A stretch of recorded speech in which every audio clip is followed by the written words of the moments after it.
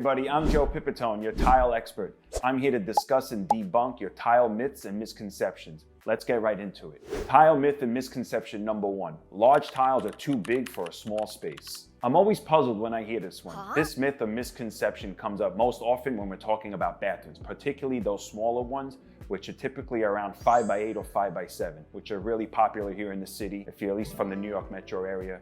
Essentially, they're a width of a standard tub. Let me explain why this myth doesn't quite add up. Let's take that average bathroom size of 5x8 with a tub or a shower. The dry floor space to be tiled is usually about 5.5 feet by 5.5 feet. Now, if you choose a 12x12 tile, you'll need anywhere between 28 to 30 tiles to cover that floor. If you choose a 12x24 tile, you'll need about 15 tiles. And if you go 24 inch by 24 inch, you'll need about 8. If you choose a 24 inch by 48 inch tile, you'll need about 5 tiles.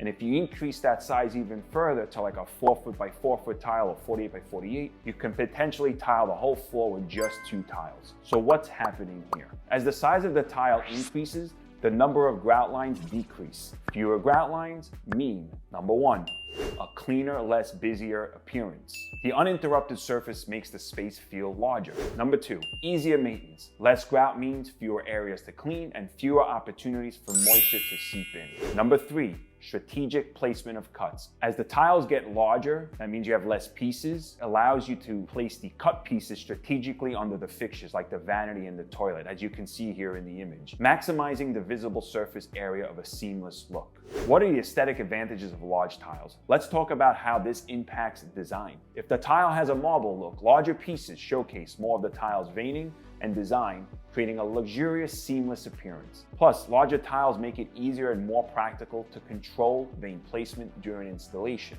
ensuring a cohesive flow. With smaller tiles, veins can end up going in multiple directions, which makes it harder to achieve that high-end look. Even with a minimalistic design, such as a concrete or plain matte finish, larger tiles work to your advantage. These tiles lend themselves to clean, sleek, and zen-like aesthetics.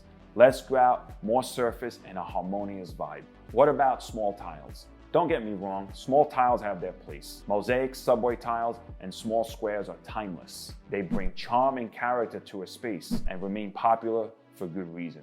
Smaller patterns are perfect for creating intricate patterns, adding visual interest, or achieving a more traditional look. So what's the bottom line? When choosing tile size, it all comes down to the overall feel and look you're trying to achieve. For sleek, modern, and low maintenance, large format tiles are a fantastic option, even for small spaces. For a classic, detailed aesthetic, go with smaller tiles. They'll suit your vision perfectly. So the next time somebody tells you large tiles won't work in a small bathroom, tell them that's BS. You can confidently tell them it's a myth.